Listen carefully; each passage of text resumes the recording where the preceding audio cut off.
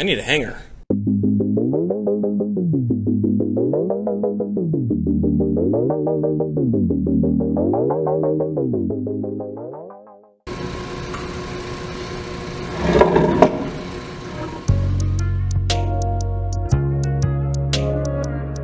As a new YouTubing woodworker, especially with a World of Warcraft build, I feel a compulsive need to explain myself. There are a few things you should know before I show too much of the build process and you take a stab at providing critiques, which positively are more than welcome. 1. I'm a high school shop teacher in the summertime, and public schools don't pay for copious amounts of air conditioning in the summer. I'll fix the bountiful amount of black skin later in this video. 2. World of Warcraft models aren't designed for manufacturability, and so when I pull inspiration from sci-fi fantasy sources, I try to meld it into our world. One of the procedures I neglected in favor of the in-game model is properly milling this beautiful piece of oak. You'll see me make a lot of what could be considered mistakes.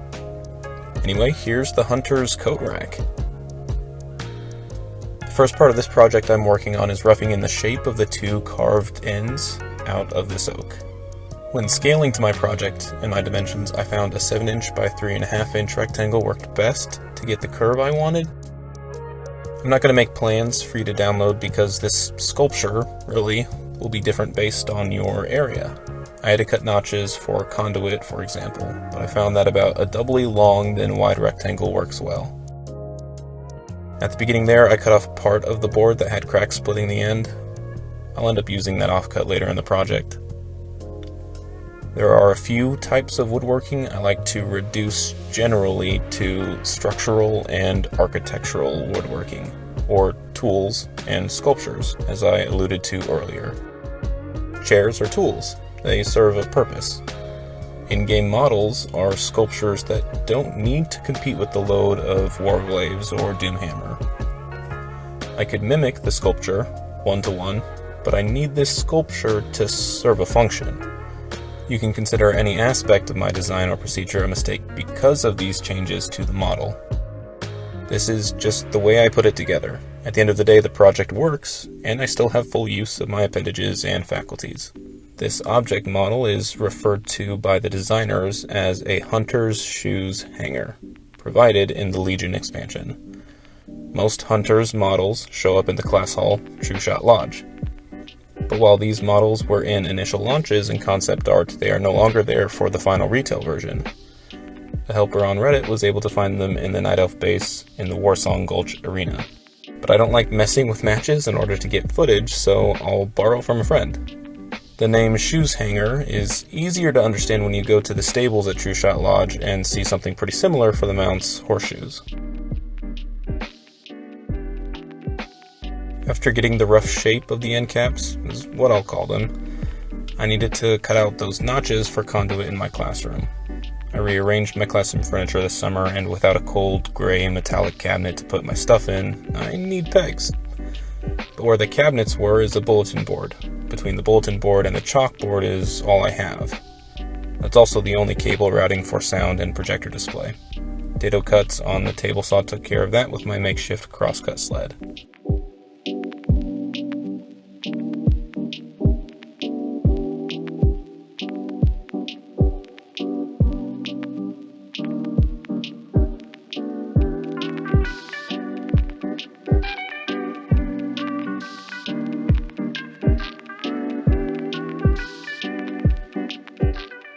When I first started teaching, I wasn't a big believer in bulletin boards. Scratch that. I wasn't a big believer in spending money out of pocket for your classroom, especially a shop class hybrid. I think that's just a rabbit hole I didn't want to fall into, providing tools and materials that I might not ever get back. Then COVID hit and prices for wood skyrocketed, and I needed to supply some of my own wood from home. We just couldn't do the semester without donations. The pandemic really helped me frame it as investing in students' future rather than dumping funds into a money pit.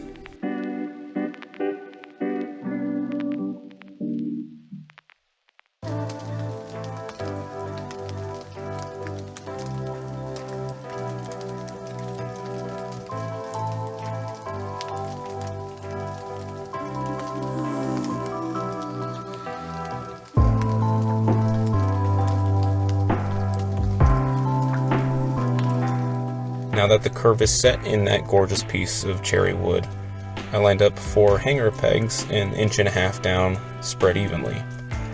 If you were to copy method, then measurements would be different, but it is the total length of the board divided by 5 to get the length between 2 pegs.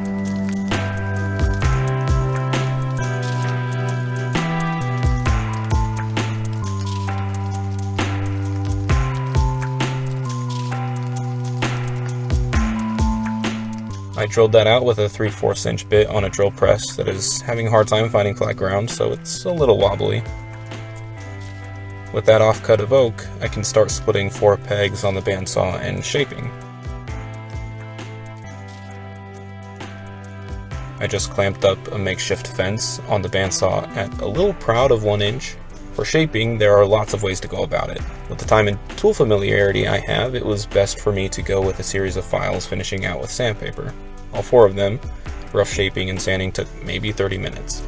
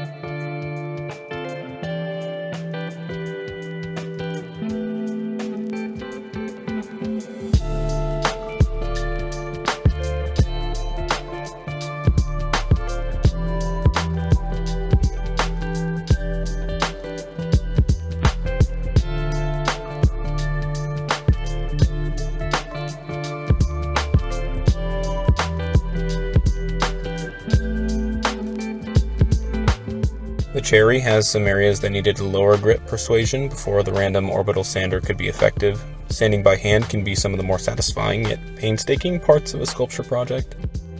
Before I started carving, I wanted to get as much rough sanding done as possible. This ends up being a mental game.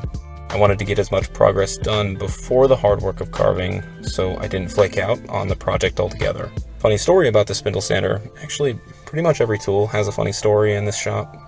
But the spindle sander tool is basically a motor connected to a cylindrical tube of sandpaper. That's as simple as I can make it for potentially any viewing students of mine. The motor shaft was connected to the tube through essentially hardened bubblegum. It was JB Weld, but still hardened putty. Typically you have one spinning element attached to another with a slot and key. Even transmissions in your car have this. A student who has since graduated came up with a fix for not having the key by letting JB Weld harden in that slotted space. And the supervising teacher just went with it. So I spent all last year sourcing a motor and fabricating the mounting bracket so that it could continue use by students. Again, almost every tool has a story like that. Now, carving. Carving is hard. Carving on end grain is hard. I haven't carved since before graduating college. These are my parents' carving chisels, and I can confidently deduce they haven't been sharpened in all that time. I also have my kids with me at the school.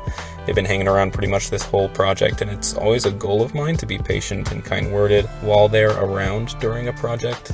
This particular time, they wanted to go home almost as soon as we got to the school, so the carving got completed and sanded with the Dremel in my garage. Filming did not take place. Truth be told, it's also kind of embarrassing since the chisels weren't sharp, but the Dremel did create some nice burn effects in the recesses of the carving. I don't like fake aging a carving, but the leftover burns I felt added a good charm to the end caps. You can disagree, and that's okay. Teach in your own classroom. I had gone to 220 grit at home with the end caps, so back in the wood shop I still had to finish sanding the main section and the pegs. As I was making this, I was racking my brain trying to figure out the best way to mount this to the wall. I knew the easiest way. I also knew the prettiest way, but I was headed out of town relatively shortly, so I went with the easiest route of countersunk through holes mounted with masonry screws to the CMU blocks. Not the most elegant solution, but it works for me. Then it was time to assemble it together, finish, and mount it. I did a clamped mock-up so I could drill blind holes using the pocket holes as a guide. Finishing with tung oil, I think it turns out nicely.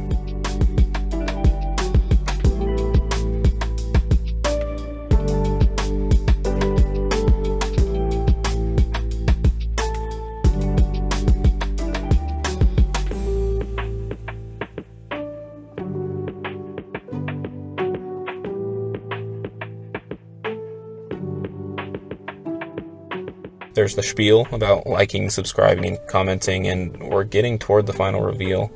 If you liked the video, then you can let me know with a thumbs up below. Subscribe if you want more fantasy builds. I have a few in mind. Some currently in construction, but if you have a specific project you think would translate really well to real life, then drop a suggestion in the comments.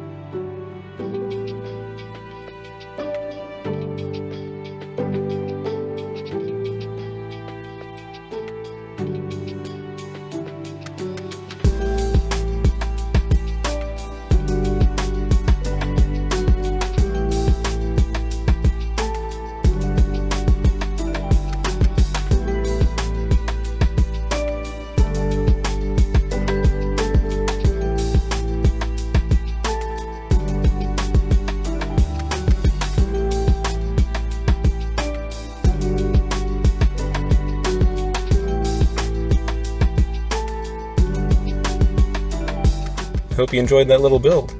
Thanks for watching, and I'll see you all in the next one.